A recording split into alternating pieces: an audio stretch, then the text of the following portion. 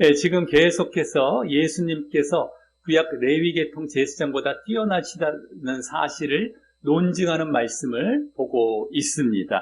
그래서 6장까지에서의 경고와 권면의 말씀을 마치고 이제 7장에서 다시 시작된 그 논증에서 먼저 지지난주 본문에서는 우선 예수님을 예표하는 멜기세덱에 대해 말을 하면서 그 멜기세덱이 그 신분상 예수님과 유사한 인물일 뿐만 아니라 그 레위 제사장보다 먼저 된 제사장으로서 그들보다, 그 레위 제사장들보다 높고 우월하다라는 사실을 볼 수 있었습니다. 이어 지난주 본문에서는 이제 원래 비교하려고 했던 예수님에 대해 본격적으로 증거하면서 예수님께서 그 멜기세덱의 반차를 좇은 제사장이다라는 사실을 확실히 언급함과 함께 예수님께서 이제 멜기세덱이 그러하였듯이 별다른 또 한 제사장으로서 레위계통 제사장보다 뛰어나시다라는 사실을 언급하기 시작하는 것을 보았던 것입니다. 지난주에는 그래서 이 온전함, 즉 온전함이라는 것은 온전한 죄 씻음이란 말이었는데요. 그 온전한 죄 씻음을 얻게 할 수 있는 그 능력을 중심으로 이제 구약 그 레위 제사장이 옛 계명인 율법을 좇아서 그 일을 하기에는 연약함과 무익함으로 말미암아 할 수 없는 데 반해서 그들은 이제 그들과 또 다른 별다른 제사장이죠. 그들과 또 다른 별다른 한 제사장이신 예수님께서 영원한 제사장 되신 분으로서 무궁한 생명의 능력을 좇아 영원한 제사장, 무궁한 그래서 생명의 능력을 좇아서 그 온전한 죄 씻음을 하실 수 있으시다라는 차원에서 그 우월하심을 보였던 것이었습니다. 그리고 그 가운데 결국 지난주 본문 처음부터 제기했던 이 제사장 직분과 또 율법, 제사장 직분, 또 한 가지는 율법, 그것이 두 가지가 변경될 필요성이 증명되는 모습을 점차적으로 엿볼 수 있었던 것이었는데, 그래서 더 나아가 그중 먼저 전옛 계명이라고 불렸던 이 옛 계명이죠. 옛 계명, 전옛 계명, 옛 계명인 바로 율법이 변경되는 것.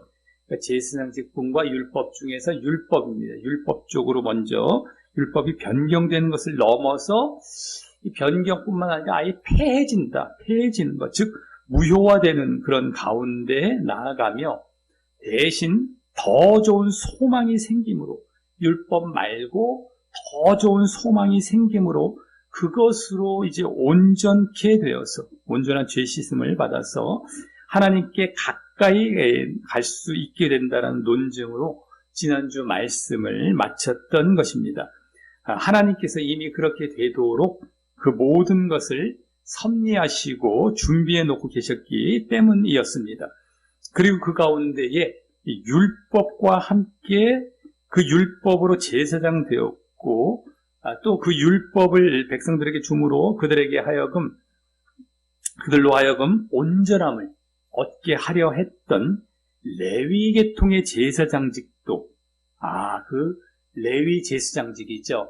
아까 율법 말고도 또 한 가지 제사장직, 레위 제사장직인데요. 그 레위 제사장직도 이제 이 별다른 한 제사장이신 예수님으로 인해서 폐해지고 무효화될 것임을 암시받을 수 있었던 것이었는데요.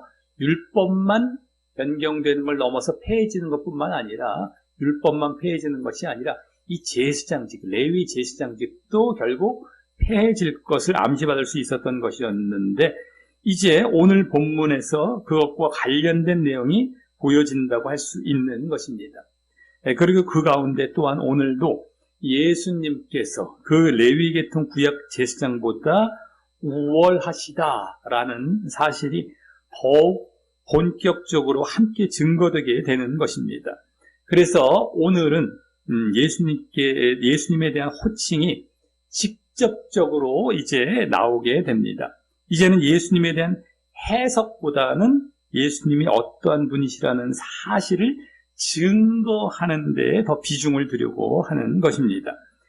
자, 그럼 오늘은 어떠한 내용으로 예수님이 레위계통 제사장보다 더 뛰어나신 진정한 제사장 되시고, 그래서 그 레위 제사장들은 제사 직분이 무효화되는 것과 마찬가지라고 증거되는지 살펴보면서 오늘 또한 예수님만을 더욱 붙들고 하나님께 더욱 가까이 나아가게 되는 시간을 갖도록 하겠습니다. 오늘 본문은 크게 세 부분으로 나눌 수 있습니다. 각각 세 절씩, 먼저 20절부터 22절까지에서는 예수님과 레위계통 제사장 간의 제사장 된 근거, 지금 이제 예수님과 레위 제사장, 이 비교들이 계속 나오게 되는데, 먼저는 제사장 된 근거, 예수님이나 레위 제사장이나 어떻게 제사장이 되었는지 그 근거에 있어서의 비교를 하는 내용이 나오고요. 다음 그것을 바탕으로 23절부터 25절 두 번째 부분에서는요,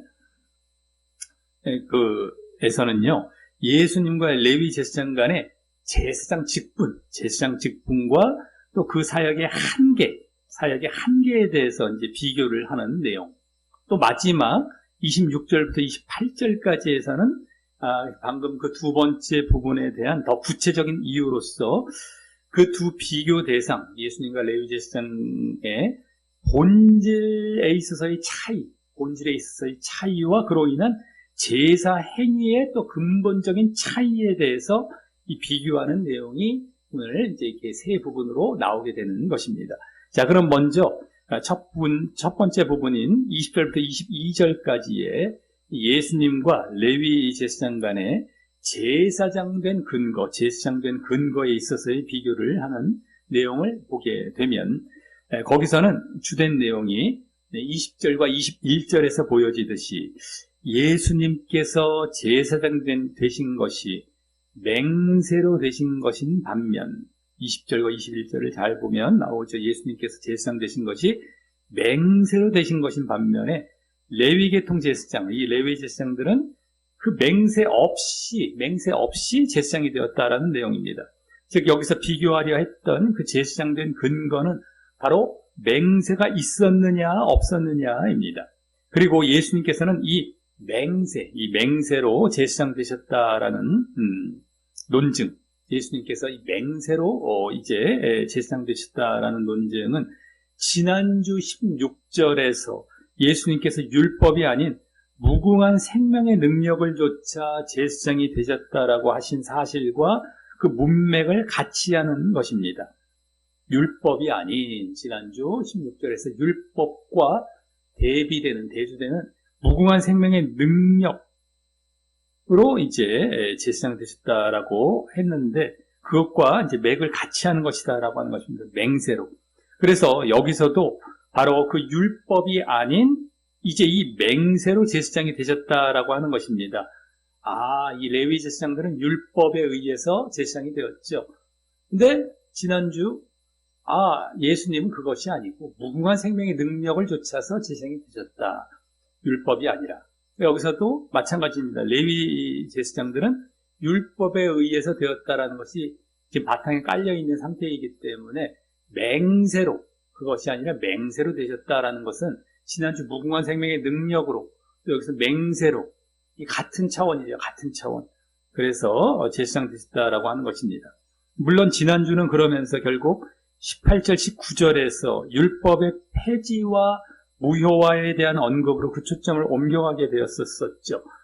여기서는 이제 그보다 그 율법에 이어서 레위계통 제사장의 폐지, 이 제사장직입니다. 레위 제사장직의 그 폐지와 무효화에도 초점을 두는 분위기로 그 내용이 전개되어 가게 되는 것입니다. 그리고 지난주에 그 무궁한 생명의 능력도 그 다음 17절에서 지금 7장에서 계속 예수님의 제사장 되심의 근거로 가장 많이 인용되고 있는 7장에 들어와서 예수님의 이 제사장 되심의 근거로 가장 많이 인용되고 있는 그 말씀이 딱 한 구절이 있습니다. 구약에서 이 멜기세덱에 대한 언급이 나온 구절이 두 군데가 있다라고 지난주도 말씀드렸죠.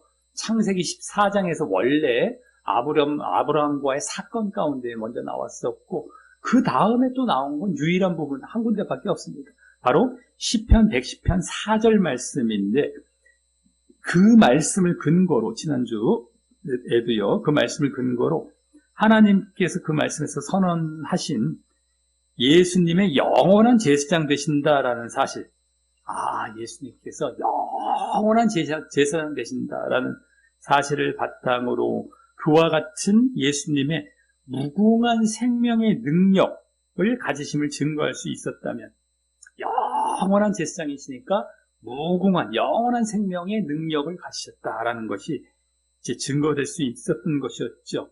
그랬다면 이제 여기서도 21절 여기 중후반부에 보면은 다시 그 시편 110편 4절 말씀을 근거로 그와 같은 예수님의 맹세로 예수님께서 맹세로 제사장 되신 사실을 증거하게 됩니다.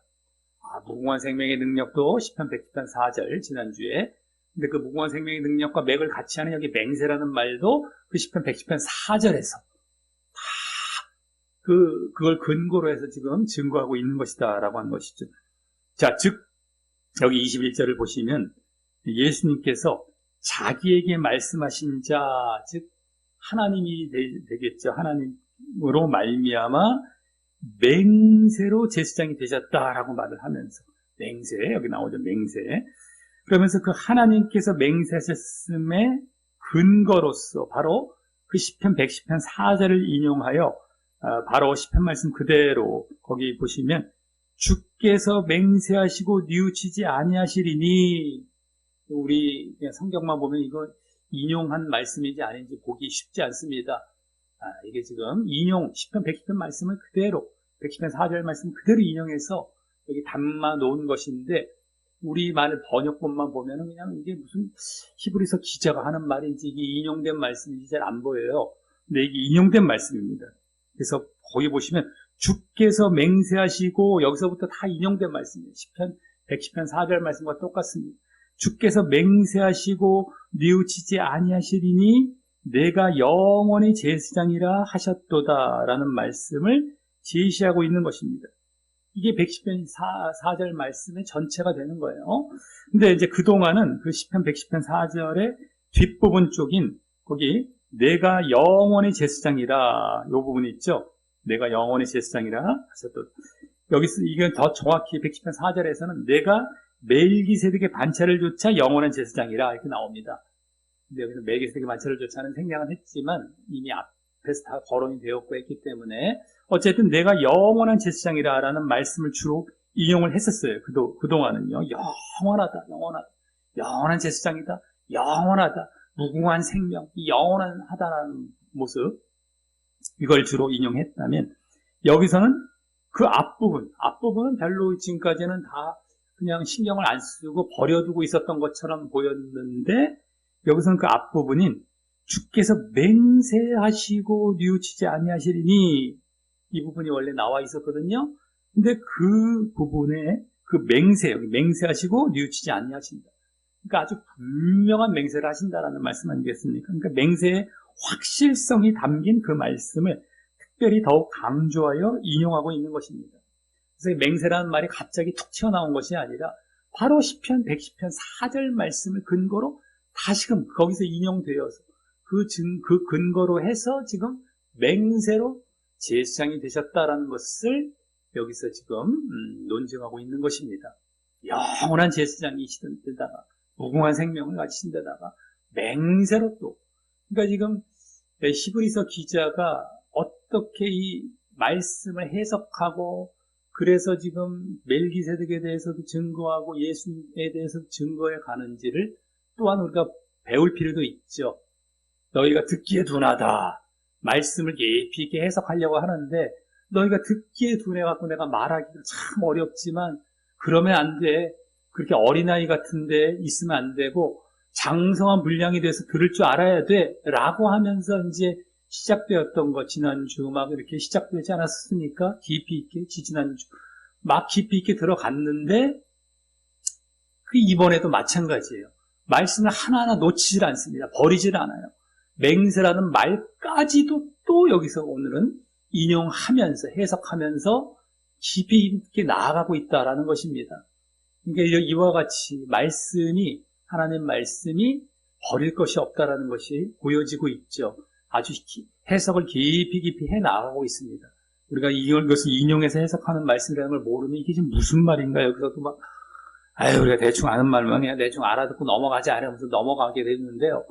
이게 아닙니다. 지금 히브리서 기자가 앞에 경고와 권면의 말씀 가운데 너희들 듣기에 둔하면 안 된다.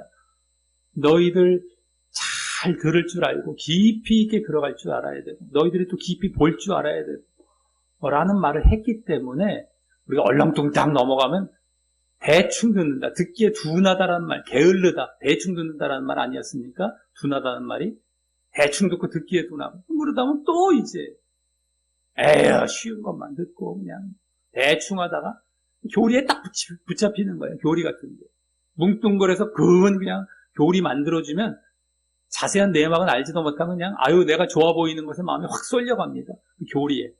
그리고 따라가다가 결국에 알고 봤더니 또 멸망의 교리네요. 멸망의 길로 이제 이끄는 넓은 길을 만들어 놓은 교리에 결국엔 끌려가게 됩니다. 어쨌든 간에 이 말씀들을 우리가 잘 봐야 되는데 이러한 것들도 그대로 지금 해석해서 지금 말씀되고 있다는 걸 또 계속 우리는 엿볼 수가 있고 배울 수가 있다라는 것입니다. 자, 그럼 여기 무엇을 맹세하신 것입니까? 무엇을 그러면 무엇을? 거기 나왔었죠. 영원한 제사장이라.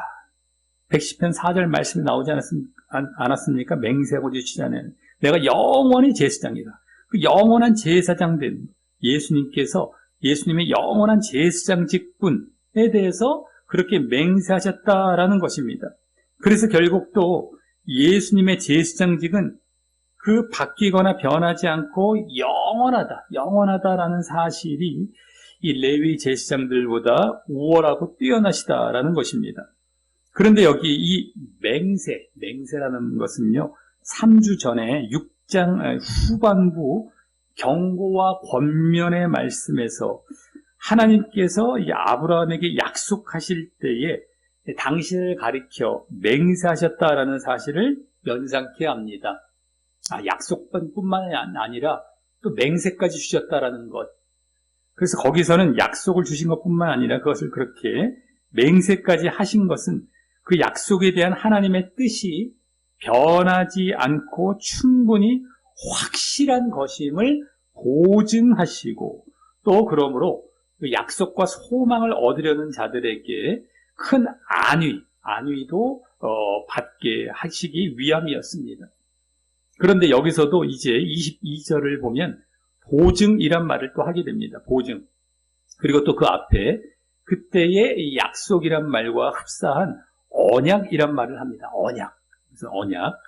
그때 아브라함에게 하신 약속은 복과 자손 번성의 약속. 이 자손 번성의 약속 쪽이었죠. 주로 자손 번성의 약속. 복도 있지만 자손 번성의 약속을 주셨다면 여기서의 언약은 이 계약의 의미를 가진 그런 약속으로서 계약, 언약, 약속 비슷하지만요. 어떤 계약을 하는 약속입니다. 언약. 근데 원래 구약에서는 하나님께서 이스라엘 백성과 이렇게 계약 관계로 맺으신 옛 언약을 말하는 것이었지만요. 옛 언약, 새 언약, 언약. 이스라엘 백성과 맺으신 하나님께서 계약 관계로 맺으신 그 옛 언약을 말하는 것이었지만 여기서는 그보다 여기 더 좋은 언약이라고 이렇게 말을 하고 있습니다. 더 좋은 언약. 새 언약이 되겠죠, 결국에는요. 어쨌든. 근데 이제 22절에 이와 같이라는 말이 이와 같은 하나님의 맹세로 방금 앞에 말을 했던 이와 같은 하나님의 맹세로라는 뜻이기에 그 맹세로 영원한 제사장이 되신 예수님께서 아까 맹세가 뭘 맹세하신 것이다? 영원한 제사장 되신 것. 그 맹세로 영원한 제사장 되신 그 예수님, 앞부분에 나왔던 건데 그 예수님께서 그 더 좋은 언약에 대해 확실히 이루어질 것, 그것이 확실히 이루어질 것이라는 것에 대해 보증하시는 분이 되신다라는 것을 보이기 위해 이렇게 강조하고 있는 것입니다. 더 좋은 언약. 맹세로 영원한 제사장 되셨기 때문에 이제 그 더 좋은 언약에 대해서 확실히 보증하실 것이다. 그 언약이 이루어지도록, 이것이죠. 그 언약이 이루어지도록 더 좋은 언약. 자, 그럼 여기 언약이란 말이 처음 등장을 했는데요. 히브리서에서 앞으로 이제 많이 나올 말입니다. 이 언약에는 옛 언약과 새 언약이 있는데 8장, 9장에서 이제 이 뒤 8장, 9장에서 자세히 보게 되겠지만 지금 잠시 간단히 말씀드리자면 6장에서 보았던 처음 하나님께서 아브라함과 하신 자손 번성의 약속은 창세기 17장 7절을 보면 사실 아브라함이 이삭을 낳기 전에 99세 때 다시 언약이란 말로 주셨고요. 언약으로 주셨고 또 할례를 그 언약의 표징으로 삼게 하셨던 사실을 볼 수 있는데 그 언약에는 그 자손 번성의 약속 중에 그 자손이란 말이 후손이란 말로도 쓸 수 있고요. 자손이란 말이 단수죠. 단수로서 결국 처음부터 그리스도에 대한 약속을 함께 담고 있었던 약속이었습니다. 자손이 단수, 한 사람. 그러니까 자손은 뭐 집합 명사식으로 전체도 될 수 있겠지만 자손, 후손들. 그러면서 한 사람을 또 이게 지시하고 있었던 것인데 그 한 사람이 바로 메시아, 그리스도를 벌써 예표하고 있었던 거죠. 담고 있었어요. 처음 그 약속 때부터. 그런데 그래서 이제 그것이 그 언약이 결국 이 아브라함 때부터 이 이스라엘 백성들에게 주신 이 언약이 되었던 것이고 거기엔 그리스도까지 벌써 포함이 되어 있었던, 내포되어 있었던 약속이었는데 그것이 먼저 구약에서 이스라엘 백성들이 애굽에서 노예 생활을 하는 동안 이 하나님께 대한 지식과 함께 또 아브라함과 세운 언약의 원칙을 대부분 잊어버리게 됩니다. 그리고 이에 하나님은 출애굽을 시키신 후에 그 이스라엘 백성들을요, 그 시내산에서 이 순종을 조건으로 하는 언약을 세우시게 됩니다. 순종하라라고 하시면서 언약을 세우시게 됩니다. 그러나 백성들은 자신의 죄성과 메시아의 필요를 깨닫지 못한 채, 그 언약이 이제 옛 언약이 되는데 어쨌든 자신들의 죄성 또 메시아의 필요를 깨닫지 못한 채 여호와의 모든 말씀을 준행하겠다라고 약속을 했습니다. 그렇게 해서 이제 하나님과 이스라엘 사이에 옛 언약이 맺어졌고요. 하나님의 율법은 이 언약의 기초가 된 것입니다. 이 율법은 그들을 다시 하나님의 뜻과 일치하게 만들고, 이 율법과 함께 언약을 주셨단 말이죠. 그래서 하나님의 뜻과 일치하게 만들고 율법은요, 또 하나님의 율법에 순종할 수 있는 위치에 처하게 하시려는 계획이었습니다. 그러나 이스라엘은요, 율법을 통해 언약을 지키는 일에 실패했습니다. 그러므로 하나님께서는 이스라엘에게 이제 8장에서 볼 것처럼 예레미야 선지자를 통해서 새 언약을 세우시겠다고 말씀하시게 된 것입니다. 그리고 그 새 언약에 대한 언급이 여기 더 좋은 언약이란 말로 지금 맹세라는 사실을 강조하다 보니 먼저 지금 말해지고 있는 것입니다. 그래서 여기서 더 좋은이란 말을 하고 있는 것을 보면 옛 언약이 나쁜 것은 아니었다라는 사실을 알 수 있고요. 옛 언약, 이스라엘 백성들과 순종을 조건으로 이렇게 맺어진 언약인데요. 율법을 바탕으로 이렇게 맺은 언약, 그것이 또 나쁜 것은 아니었던 것인데 다만 하나님께서 이제 전에 그 옛 언약에 비해서 죄사함과 그리스도에 대해서 원래 처음 의도하신 대로 더 본질적이고 직접적인 언약을 주신 것임을 알 수 있는 것입니다. 더 본질적이고 직접적인 죄사함과 그리스도에 대해서 그것에 대해서 더 좋은 언약을 주신 것입니다. 그리고 그 더 좋은 언약은 결국 율법과 대립된다는 차원에서 지난주 말해졌던 더 좋은 소망과도 같은 맥락에 있는 것입니다. 아까 앞부분 말씀드렸죠. 더 좋은 소망, 더 좋은 소망. 더 좋은, 여긴 언약이란 말이 나왔지만, 지난주 더 좋은 소망. 근데 율법과 대립되는 관계로 그런 차원에서 이제 더 좋은 소망이 언급되었는데, 지금 여기서도 마찬가지죠. 더 좋은 언약도 율법과 대립의 관계가 되기 때문에 더 좋은 언약 여기에 지난주에 더 좋은 소망, 이것이 지금 같은 맥락에 있다라고 하는 것이죠. 그래서 이는 지난주 더 좋은 소망이 그랬듯이 사람을 온전케 하여서 하나님께 가까이 나아가게 되는 그런 언약이 되는 것입니다. 지난주 더 좋은 소망이 그랬죠. 온전케 해서, 사람을 온전케 해서 그러니까 하나님께 가까이 나아가요. 온전케라는 것은 온전한 죄 씻음입니다. 온전한 죄 씻음으로 하나님께 가까이 나아가게 하는, 이게 더 좋은 소망에 담겨 있었던 것처럼 여기서 더 좋은 언약도 그런 언약이죠. 온전케 해서 온전한 죄 씻음으로 하나님께 가까이 나아가게 하는. 그래서 예수님은 이제 하나님의 맹세로 세워진 영원한 제사장으로서, 맹세, 그 영원한 제사장에 대한 맹세예요. 그래서 맹세로 세워진 영원한 제사장으로서 바로 여기 더 좋은 언약이란 말에 내포된 사람을 온전케 하여 하나님께 가까이 나아가게 해주는 일에 대한 영원한 보증이 되셨다라는 것입니다. 더 좋은 언약에 대해서 보증이 되신다. 맹세로 영원한 제사장이 되셨기 때문에 아까 22절에서 더 좋은 언약에 대한, 그것이 이루어질 것에 대한 보증이 되신다 했는데, 그 더 좋은 언약이 그게 뭐냐? 새 언약인데 더 좋은 언약? 그 뭐냐? 그럼 더 좋은 소망, 지난주 말씀드렸던 더 좋은 소망에 담겨있던 의미였던 온전케, 사람을 온전히 죄 씻음 받게 해서 하나님께 나아가게 하는, 천국 가게 하는, 죄를 온전히 씻어서 하나님께 나아가게 하는, 옛 언약이나 율법에서는 그게 안 됐단 말이죠. 율법에 의한 옛 언약의 차원에서는 그게 온전치 못했어요.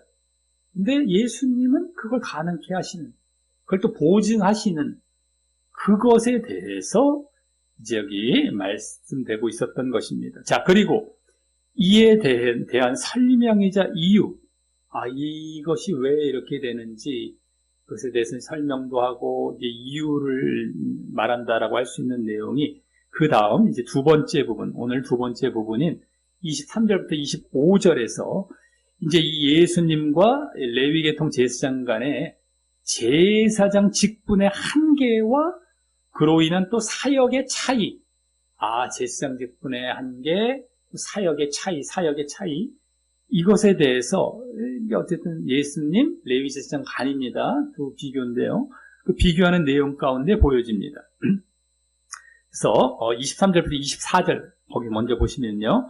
제사장 직분의 한계에 대해서 말을 하는데, 먼저 레위 계통 제사장은 그 수요가 많은 것이, 제사장이 숫자가 많다, 수요가 많다라는 것이 죽음을 인하여 그들이 죽기 때문에 항상 존재하지 못하기 때문이라고 합니다. 즉, 이 레위 제사장들은 이 죽음이라는 연약함 속에 대를 이어 제사장이 되었기 때문에 그 제사장 된 사람들의 숫자가 많았다라는 것입니다.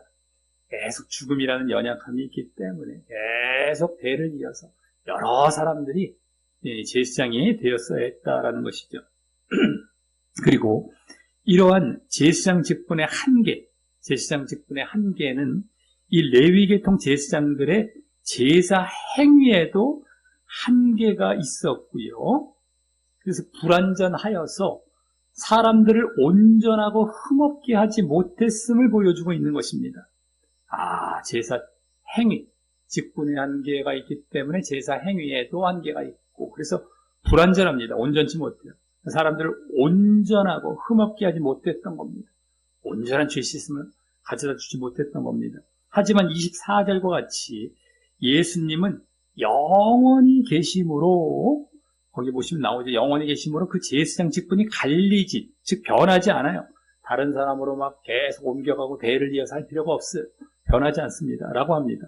이 영원히 계신다, 여기 영원히 계신다라는 사실은 지지난주 본문에서부터 논증된 사실이었지만 오늘 본문에서는 방금 전 그것을 하나님의 맹세로까지 확실하게 하셨다라는 사실을 밝힌 이후 더 분명하게 지금 여기 언급하고 있는 것입니다.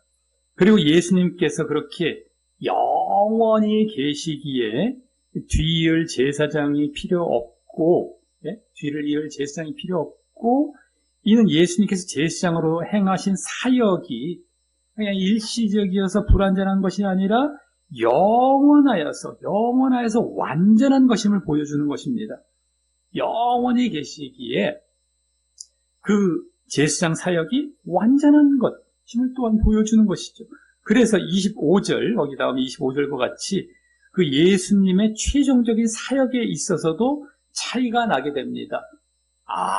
완전하시고, 그러니까 사역, 여기 최종적인 사역에 있어서 차이가 나게 됩니다. 거기 자기를 힘입어 하나님께 나아가는 자들을, 즉 예수님을 제사장 삼아 하나님이 계신 지성소를 향하여 가까이 나아가는 자들을, 이거죠. 예수님을 제사장 삼아서 하나님께 지성소를 향하여 가까이 나아가는 자들을 라고 하면서, 그리고 또 이는 이제 더 좋은 언약, 새 언약 관계, 약간 구약, 이제 옛 언약 관계에서 제사 차원에서 이제 말을 했다면, 그냥 더 좋은 언약, 새 언약 관계에서 말을 하자면, 여기 말 그대로 당신을 의지하여 자기를 힘입어 하나님께 나아가려 하는 자들, 그거죠. 그들을 말을 하는데, 그들을 그 다음 뭐라고 합니까? 온전히 구원하실 수 있다라고 합니다. 온전히 구원하실 수 있다. 여기 구원이란 말이 이제 예수님의 제사장직에 대한 본격적인 논증이 시작된 7장 이후에서 처음 등장을 하는데요. 그래서 이 온전히 구원하신다라는 말은 지난주 온전함이란 말과 같은 의미로 완전하고 영원한 죄사함으로 말미암는 구원, 죄 씻음. 지난주 온전함이 그거죠. 온전한 죄 씻음, 죄사함. 여기서도 마찬가지입니다. 온전한 구원이라는 것은 온전한 그 죄사함, 죄 씻음으로 말미암는 구원까지를 말을 하는 것입니다. 그리고 그렇게 하실 수 있는 이유에 대해 그 다음에 말을 하게 되는데, 앞서 영원히 제사장으로 계신다라는 사실을 바탕으로 바로 예수님께서 항상 살아서, 영원히 제사장이시니까, 영원한 제사장이시니까 항상 살아서, 저희는 즉 누굽니까? 당신을 통해 하나님께 나아가려 하는 자들이죠. 그들을 위해 간구하시기 때문이라고 합니다. 간구하시기 때문. 여기 이제 간구라는 말은요, 원래 원어나 영어를 보면 중재라는 말로 나옵니다. 중재입니다. 중재. 간구라는 말이 아니라 좀 차이가 나죠. 간구 비슷할 수 있는데 원래 중재라는 말입니다. 중재. 그래서 이는 당신을 구주로 믿고 고백하며 하나님께 나아가는 자들, 당신을 통해, 그러니까 이 당신을 구주로 믿고 고백하며 하나님께 나아가는 자들에게 당신께서 기꺼이 하나님께 나아가도록 중재하신다라는 말입니다. 중재하시는 것입니다. 항상 살아서 하나님께 나아가도록 중재하시는 것이죠. 마치 레위 제사장들이 제사를 통해 그렇게 해왔듯이 말입니다. 그런데 그 중재를 그 레위 제사장들과는 달리 항상 살아서 하신다는 말에 여기서는 강조점이 있는 것입니다. 물론 이제는 이제 하나님 우편에서 그 일을 하시는 것이죠. 그리고 그러므로 인해 이제 예수님께서 아까 그 온전한 구원을 가져올 수 있게 되었다라는 것입니다. 항상 살아서 중재하심으로 온전한 구원을, 영원히 살아계시기 때문에 항상 살아서 중재하셔서 온전한 구원을 가져올 수 있게 되었다라는 것입니다. 그리고 이것은 앞서 22절, 저 앞에 22절에서 예수님께서 사람을 온전케 하여 하나님께 가까이 나아가게 해주는 더 좋은 언약, 더 좋은 언약이 그런 의미라고 했었죠. 더 좋은 언약. 사람을 온전케 해서 하나님께 가까이 나아가게 해주는 것. 지난주 더 좋은 소망이 그 의미였는데 여기 더 좋은 언약도 그 의미라고 했습니다. 그것에 대한 영원한 보증이 되셨다라는 거 아까 22절에서 나왔는데요. 그것을 설명하고 입증하는 것입니다. 여기서 지금 다 나왔어요. 네? 아까 사람을 온전케 해서 하나님께 가까이 나아가게 한다라는 것이 오늘 다 나왔습니다. 지난주도 더 좋은 소망이란 말 가운데 보여졌지만 더 좋은 언약이 그런 의미다라는 것. 근데 그것을 또 여기서는 그것에 대한 영원한 보증이 되셨다라는 것까지 여기 설명을 해주신 것입니다. 항상 영원한 제사장이기 때문에 항상 살아서 중재하시기 때문에 그렇게 온전히 온전케 해서 하나님께 나아가게 하는 것. 그래서 가능케 하신다라는 것을 보증하신다라는 것을 이제 설명해 주신 것이죠. 결국 아까 거기서의 더 좋은 언약이 여기 온전한 구원과 관련됨을 알 수 있죠. 더 좋은 언약. 왜 더 좋은 언약이냐? 온전한 구원을 이룬 거죠. 구원 온전하게. 온전한 죄 씻음과 함께 온전한 구원. 그러니까 이 더 좋은 언약, 새 언약. 이건 옛 언약에 비해서 그냥 제사 드리면서 레위 제사장들이 계속 배를 바꿔가면서 온전치도 못하게 불완전하게 했던 거에 비해서 항상 살아서 중재하시기 때문에 온전한 죄 씻음과 온전한 구원을 이루게 하시는 그게 새 언약이다라는 것입니다. 더 좋은 언약. 자, 그리고 이 25절에 항상 살아서 중재하심으로 온전히 구원하실 수 있다라는 사실에 대한 더 구체적인 이유와 설명이 이제 다음 마지막 세 번째 부분, 오늘 본문의 세 번째 부분인 26절부터 28절에서 이루어집니다. 그 설명이요. 자, 26절 앞에 왜냐하면 이란 말이 생략이 되었기 때문입니다. 자, 여기서는 이제 예수님에 대한 호칭이 대제사장으로 바뀝니다. 대제사장. 그동안 그냥 제사장 정도로만 불린 데 이어서 이제 다시 처음 4장 말미와 5장에 거기서 언급했었던 대로 대제사장의 호칭으로 돌아온 것입니다. 방금 앞에서 예수님의 죄 씻음과 구원과 관련된 우월하시고 절대적인 사역에 대한 결정적인 논증을 한 이후로 말입니다. 결정적으로 논증했기 때문에 이제 대제사장이라는 호칭으로 다시 이제 돌아오는 격이 된 겁니다. 자, 그럼 이 부분에서는요, 여기 26절부터 28절에서는 앞에 그 결정적인 논증을 더 자세히 설명하기 위해서 예수님과 레위계통 제사장 간의 이 도덕적이고 영적인 본질의 차이인데 어떤 본질? 도덕적이고 영적인 본질의 차이와 또 그로 인한 제사 행위의 근본적인 차이, 제사 행위에 있어서도 근본적인 차이, 그것에 대해서 비교를 합니다.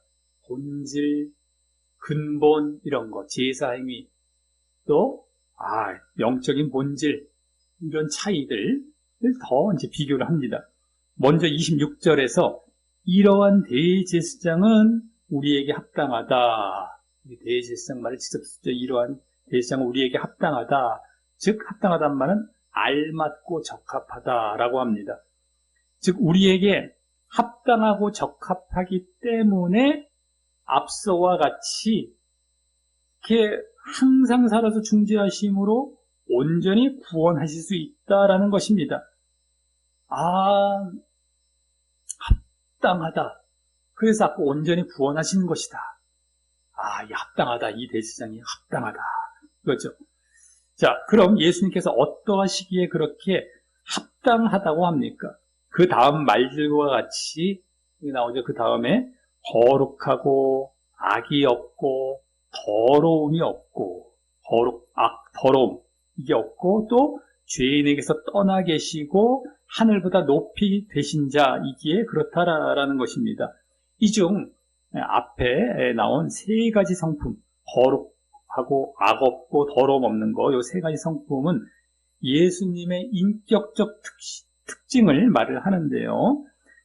제사장적인 관점에서 그렇다라는 것입니다.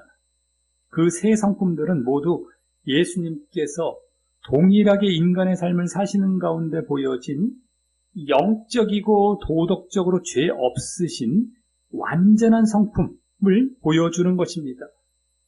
영적이고 도덕적으로 완전한 성품, 죄 없으신 완전한 성품을 보여주는 것입니다. 단지 그냥 의식적, 그냥 예식적인 정결과 그냥 육체적, 겉으로만의 정결만이 요구되었던 레위 제사장과 레위 대제사장과 달리 말입니다.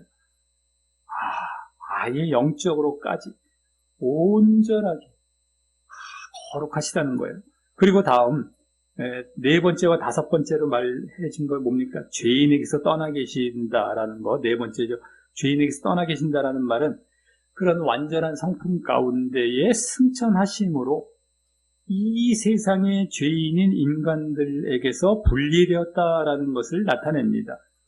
그래서 죄인에게서 떠나 계신다. 인간들과 떠나 있다. 승천 쪽이죠. 승천하심으로.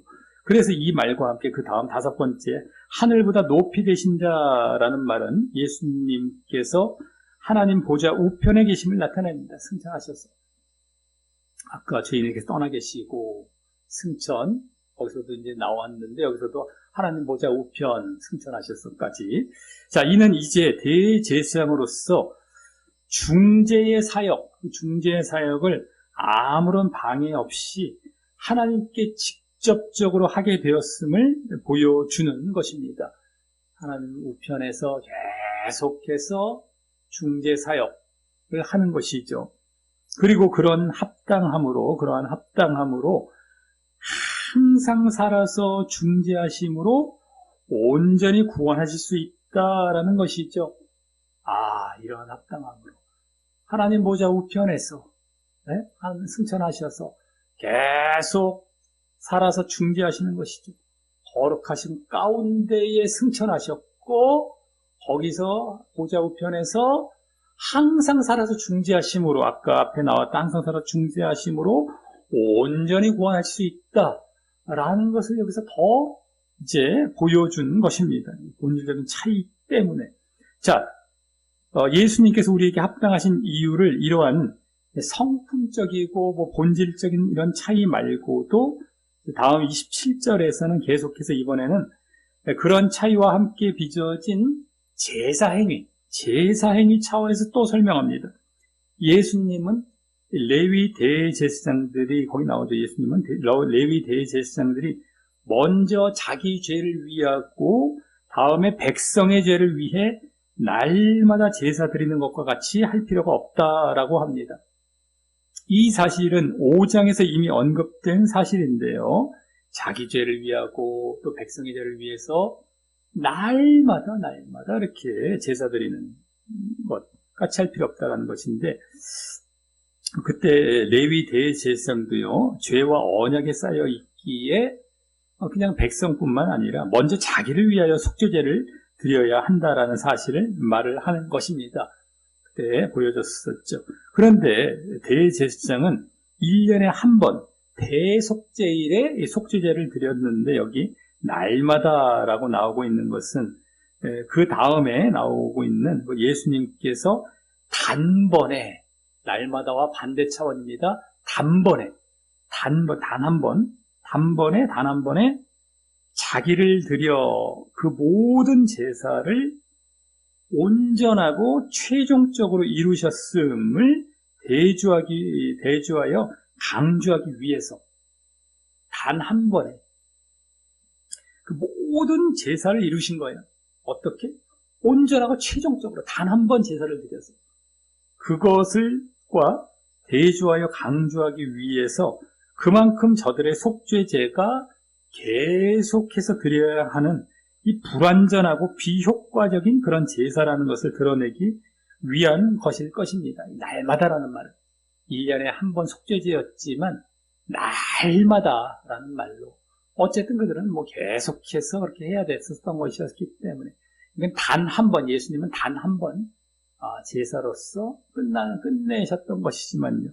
그래서 예수님께서는 앞서 자기를 위해 속죄할 악과 더러움 죄가 없어요. 더러움의 죄가 없으심에도 불구하고 백성의 속죄를 위해서 이 자기 자신을 희생제물로 단번에 드려서 자기를 위해 또 백성을 위해 이게 자격이었지 않습니까? 그때 5장에서 봤던 대제사장의 자격이었는데 다 이 자기를 위해서도 이제 죄도 없으시지만 자기 몸을 자기 자신을 희생제물로 단번에 드려서 그 속죄를 이루신 것입니다.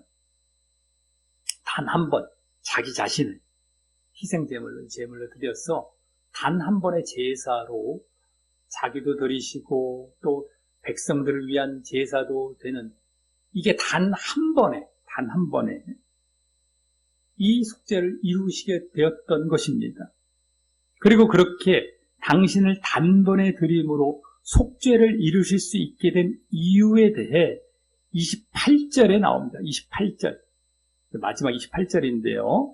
28절 앞에도 왜냐하면이란 말이 생략이 되어 있기 때문입니다. 그래서 거기 보면 바로 약점, 즉 약점은 죄와 악이라고 할 수 있는데 죄와 악을 가진 레위 자손들을 제사장으로 세운 것이 아닌 영원히 온전케 되신 아들, 영원히 온전케 되신 아들을 제사장으로 세웠기 때문이라고 합니다.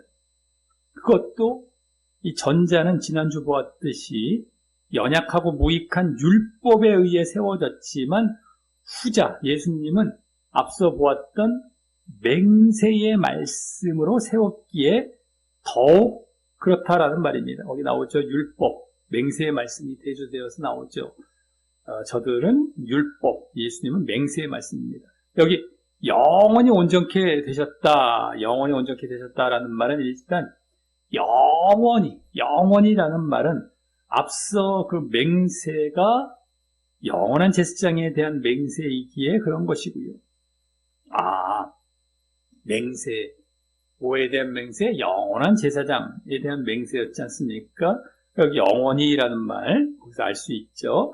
다음 온전케, 영원히 온전케 할 때 온전케라는 말은 전에 2장 10절과 또 5장 8절 9절에서 어떤 말씀이 나왔냐면 그가 아들이시라도 받으신 고난으로 순종함을 배워 온전하게 되었다라는 그 사실, 그 말씀 거기서 그 대제사장으로서의 자격에 있어서도 온전하셨기에 그런 것이며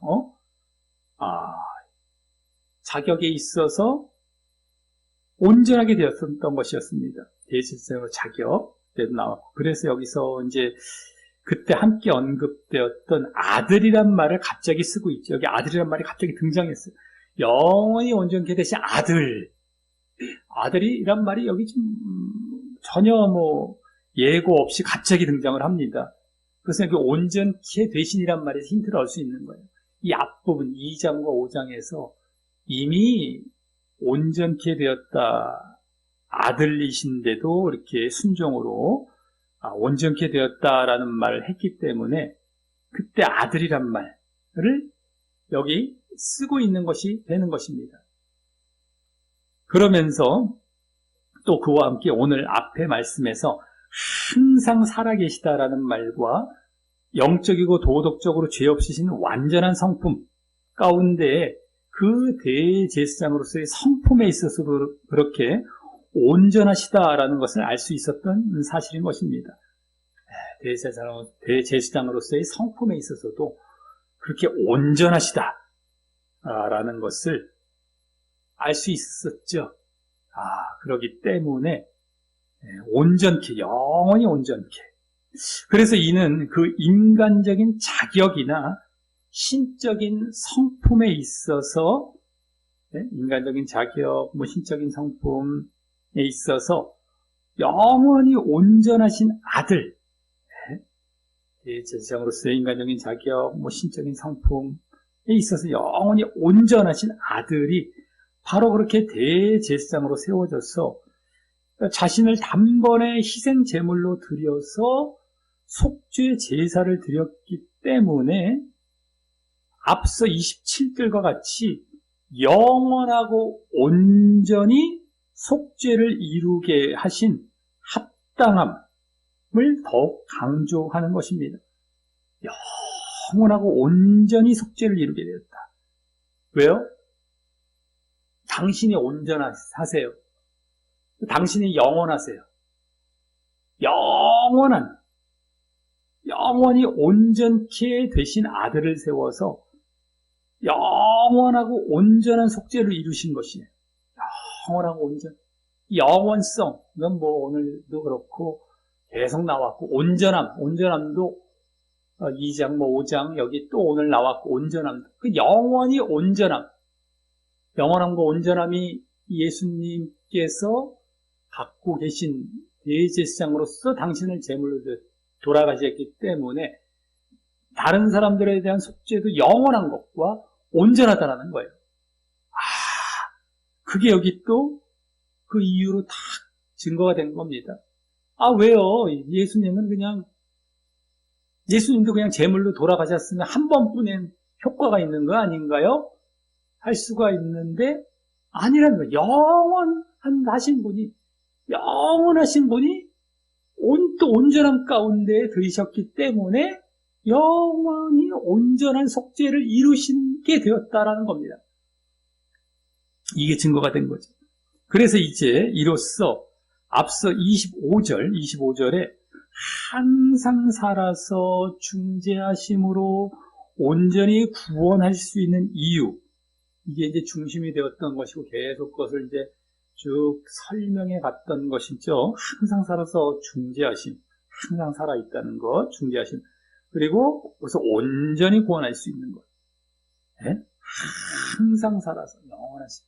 온전히 구원할 수 있는 이유에 대해서 먼저 26절에서는 죄인에게서 떠나 하늘보다 높이 되셨기에 항상 살아서 중재하시기 때문인 이유를 보여주셨다는, 하늘보다 높이 계세요. 하나님보다 우편에 죄인에게서 떠나서 아까 26절 항상 살아서 중재하십니다. 거기서 영원히 그 영원한 중재, 그거에 그대로 증명이 되었던 것이고요. 또 여기 27, 28절에서는 영원하고 온전한 속죄를 이루셨기 때문인 이유를 보여주었던 것입니다. 영원하고 온전한 속죄, 온전한 구원, 아까 온전한 속죄, 영원하고 온전한 속죄, 그것이 그대로 항상 살아서 중재하시고 그래서 온전히 구원할 수 있는 이유가 26절부터 28절에서 더 자세하게 그 이유들을 설명해주고 있었다라는 것입니다. 그리고 이 26절부터 28절은 이제 앞으로 8장부터 10장에서 더 자세히 설명될 것입니다. 이 대제사장과 관련된 예수님의 이 아론과 먼저 비교하고 레위 제사장과 비교하면서 이 대제사장과 막 비교하면서도 우월하시다라는, 이게 얼마나 중요했는지, 당시에 얼마나 이 히브리 기독교인들이 미혹을 받고 있었는지, 얼마나 많은 분량으로 증거를 하는지를 볼 수 있죠. 지금 여기까지도 많이 증거를 해왔는데 8장에서 10장까지 여기까지 계속 이어져가 나갑니다. 히브리서가 10몇 장밖에 안 되는데 거기서 반 이상이 대제사장과 관련된 내용으로 꽉 차 있는 거예요. 얼마나 중요한지 모릅니다. 그만큼 거기에 흔들렸기 때문이죠, 저들이. 어쨌든 이제 여기 26절부터 28절, 오늘 마지막 부분, 오늘 본문, 그것이 8장, 다음 8장부터 10장에서 더 자세히 설명이 될 것이다 라고 하는 것입니다. 자, 이로써 지난주는 또 다른 제사장, 별다른 제사장, 또 다른 제사장인 예수님과 그분으로 인한 더 좋은 소망으로 인해 레위 계통 제사장의 직분에 근거가 되는 율법이 폐해지고 무효화될 것을 언급했던 이후에 더 좋은 소망, 더 좋은 언약, 새 언약 쪽인데 그건 오늘 이제 연결이 되었죠. 근데 어쨌든 그 더 좋은 소망으로 인해서 율법은 폐해지는 거예요. 예수님과 더 좋은 소망으로 인해서 레위 제사장의 근거가 되는 율법이 폐해지고 무효화될 것을 지난주 언급했었죠. 그랬던 이후에 오늘은 그 레위 계통 제사장직 자체도 예수님의 우월하심으로 폐해지고 무효화되어야 함을 암시한 본문이었습니다. 지난주도 암시가 되었지만 더 암시가 되었어요. 율법 폐해지는 것 지난주에 나왔고 레위 제사장 직분도 폐해질 것이 더 암시가 되고 있었던 것이었습니다. 예수님께서 하나님의 맹세는 무엇에 대한 맹세? 영원한 제사장 되심이죠. 영원한 제사장 되심에 대한 맹세죠. 그래서 이 하나님의 맹세로 영원한 제사장 되심으로 사람을 온전케 하여 하나님께 가까이 나아가게 하는 사람을 온전케 하여서 하나님께 가까이 나아가게 하는 더 좋은 언약이 바로 그것입니다. 그 안에 담겨 있는 것이 온전케 해서 하나님께 나아가게 하는, 짧게 말해야 이제 알아듣기 쉽겠죠. 온전함과 하나님께 나아감, 그런데요 더 좋은 언약이 담겨 있는 것이니 그것을 레위 제사장은 못 줬기 때문에, 근데 어쨌든 더 좋은 언약, 이것에 확실하고 영원한 보증이 되셨기 때문이고요. 하나님의 맹세로 영원한 제사장이 되셨기 때문에 그런 겁니다. 온전함과 하나님께 나아감에 대한 확실한 보증이 되신 거예요. 영원한 보증. 자, 그것은 또한 예수님께서 항상 살아서 당신을 의지하여 하나님께 나아가려 하는 자들을 위해 중재하심으로, 항상 살아서 중재하시는 것이지만 또 그것으로 그들을 온전히 구원하실 수 있기 때문이며, 그들을 온전히 구원할 수 있는 거예요. 항상 살아서 중재하심으로 온전히 구원할 수 있는 거예요. 그러니까 사람을 온전히 죄 씻어서 하나님께 나아갈 수 있게 하는 것이죠. 영원한 제사장으로서. 그러니까 항상 살아서 중재하시기 때문입니다. 그래서 온전히 구원할 수 있기 때문에 아까 그것에 대한 보증이 되시는 것이죠. 또한 그렇게 하실 수 있는 이유도 하늘보다 높이 되셔서 하나님 보좌 우편에 계심과 또 영원히 온전케 되신 하나님 아들이신 당신을 제물로 단번에 드려서 영원하고 온전한 속죄를 이루셨기 때문이라는 데서 볼 수 있었던, 영원하고 온전한 속죄. 왜요? 하나님 보좌 우편에 계신, 거기서 계속해서 중재하십니다. 그래서 또 영원히 온전케 되신 당신을요, 영원히 온전케 되신 하나님의 아들이신 당신이에요. 아들이신 당신을 제물로 단번에 드려서 영원하고 온전한 속죄를 이루셨어요.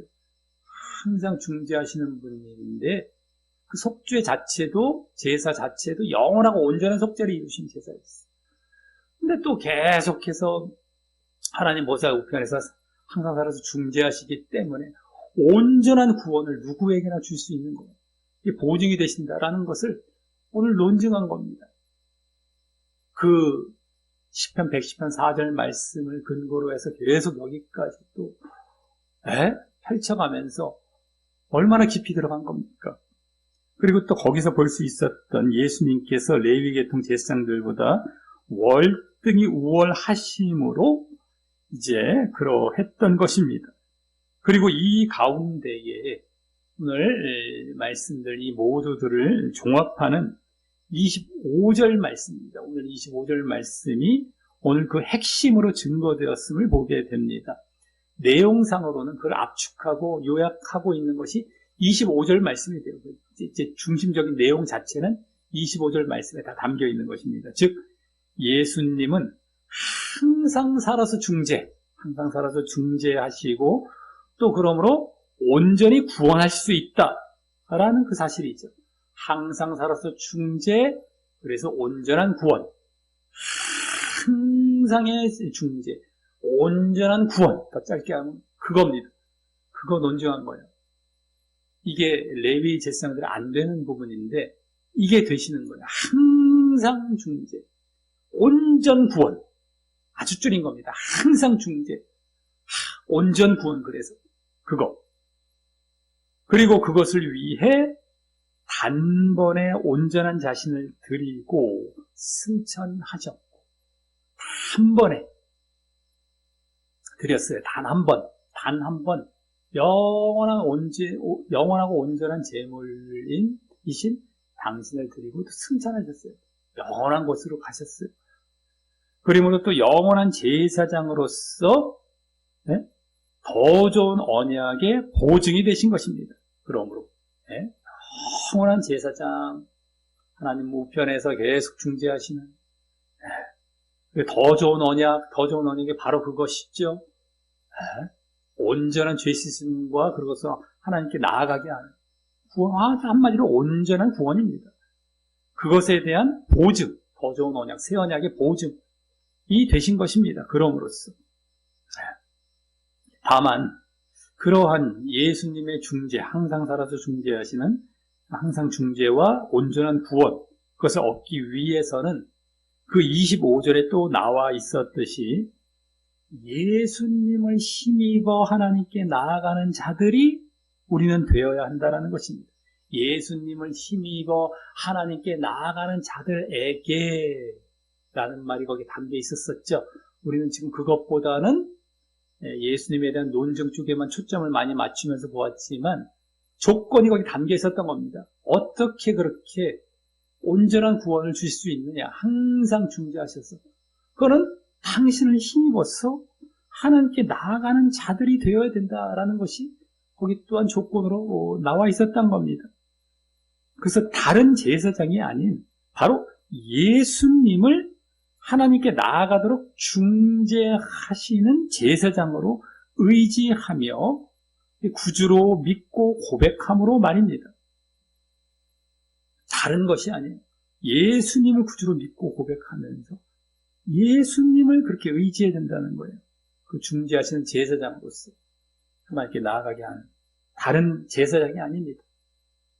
이 당시 히브리 기독교인들도 아이고 유대교 이 대제사장이 더 화려해 보이고 그럴 때 보였어요. 저들이 뭔가 있어 보이고 뭔가 될 것 같고 눈에 보이는 거랑 붙들려고 했는데 전혀 상관이 없어요. 온전한 구원을 못 가져다 줍니다. 예수님, 그 진정한 대제사장 되신 예수님을 힘입어서 이렇게 하나님께 나아가려 해야만 이게 이루어진다라는 거예요. 당장에 눈에 보이는 것 쫓아가고 그냥 화려해 보이고 뭔가 그럴듯해 보이는 것 쫓아가면 이게 이루어지는 것이 아니다라는 거예요. 이게 단순한 사실인 것 같지만 실제 삶의 현장에서 이게 안 이루어집니다. 이 단순한 사실이 안 보여진다니까요. 이걸 보기가 쉽지 않다니까요. 눈에 안 보이는 예수님을 당장 눈에 보이는 이 대제사장에 비해서 쫓아가게 되기가 쉽지 않다라는 거예요. 그러니까 지금도 위기, 흔들림과 이런 가운데 있으니까 이 히브리서를 통해서 경고도 하면서 너희들 지금 가르치고 있는 건 아니겠습니까? 우리 이론적으로는 다 알고 당연한 거 아닌가요? 하는데 이게 당연한 게 아니에요. 삶의 현장에서. 이걸 이루기가 얼마나 어려운지 모릅니다. 그러니까 지금 이 말씀을 통해서 우리에게도 똑같이 이거를 지금 가르쳐주고 이것을 깨닫게 하고 이르르 쫓아와라라는 것을 지금 계속 강조해주고 있는 것입니다. 자, 그래서 오늘날 나의 제사장은 누구입니까?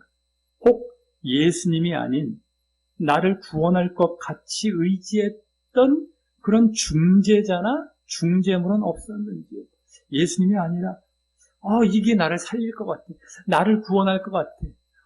난 이거 붙들어야 내가 살아날 것 같아 하는, 내가 구원받을 것 같아. 그런 중재자나 중재물. 그럼 없었는지요? 그리고 그러므로 그것들이 나를 하나님께로가 아닌 세상으로 나아가게 했던 그런 제사장 역할을 했던 존재는 아니었는지요? 알고 봤더니 세상에 어떤 것을 붙들은 거였던 거예요. 눈에 보이는 것. 그러니까 당장 살아나는 것 같아도 하나님께 나아가게 하는 게 아닙니다. 여기 지금 예수님을 의지해서 하나님께 천국인데요. 이건 세상의 어떤 다른 중재물을 의지해서 세상으로 나아가는 거예요. 네? 그런 존재는 아니었습니까? 결국은 그거예요. 하나님께 나아가는 게 아닌데 이게 단순해 보이지만 예수님을 의지해서 하나님께 나아가게끔 자기가 의식하고 이걸 실천하며 살아가는 사람이 극히 적어요. 우리는 이론상으로는 지식상으로는 어떻게 그냥 알고 내가 그런 거예요 라고 자기가 자기를 그러고 있다고 착각할 수가 있겠죠. 근데 실제로 이 자리에 있기가 쉽지 않습니다. 눈에 보이는 것, 그냥 당장의 어떤 세상의 어떤 것들 쫓아가요. 그거 붙들려고 하고 그거 의지하려고 하고요. 그러면서 또 끌려가는 것도 세상으로 끌려가는 거예요. 하나님께 나아가는 건 안중에도 없습니다. 나야 당연한 거죠 이러면서 지식적으로는 대충 당연한 걸 넘겨요. 실질적으로 아닌 상태예요. 지식적으로 이 신자들이라 할지라도 불신자는 말할 것도 없고요. 여기 불신자가 들어올 필요도 없습니다. 다 지금 히브리 기독교인들 다 믿는 신자를 대상으로 했기 때문에 당연한 거고요 하고 치부를 해버리는데 당연한 게 아니었어요. 그렇게 안 하고 있기 때문입니다. 실질적으로 보면은요. 그래서 하지만 날마다 그 세상으로 나가게 했던 중재물들, 제사장 역할을 했던 그런 존재들. 하지만 날마다 그것을 의지해도 온전한 구원을 줄 수 없으며 오늘 나왔던 온전한 구원을 줄 수 없으며 결국 그것들은 무효화될 대상인 것입니다. 다 폐해질 거예요. 그것들은 남아있지도 않아요. 오늘 레위 제사장들도 이제 폐해질 것인 것처럼 그것들 더더욱이 세상의 어떤 것들 제사장처럼 중재물처럼 붙들었던 것 다 없어집니다. 세상도 없어지고요. 남는 건 구원이 아니라 멸망이고요. 무시무시한 거죠. 그래서 오늘 말씀을 통하여 그런 온전치 못한 제사장은 완전 폐하여 버리고요. 온전치 못한 제사장, 중재물, 중재자 이건 다 폐하여 버리고요. 항상 살아서 지금도 중재하시는 영원하고 온전한 제사장 되신 그 예수님만을 더욱 확실하고 굳게 붙들어서 더욱 확실하고 굳게 붙들어요. 항상 살아서 중재하시는 영원하고 온전한 제사장 대신 예수님만을 더욱 확실하고 굳게 붙들어서 온전한 구원, 항상 살아서 중재, 온전한 구원, 오늘 전체의 흐름은 그것이었는데 그럼으로써 그 온전한 구원으로 하나님께 온전히 나아가는 그런 우리 모두가 되시기를 예수님의 이름으로 간절히 축원합니다.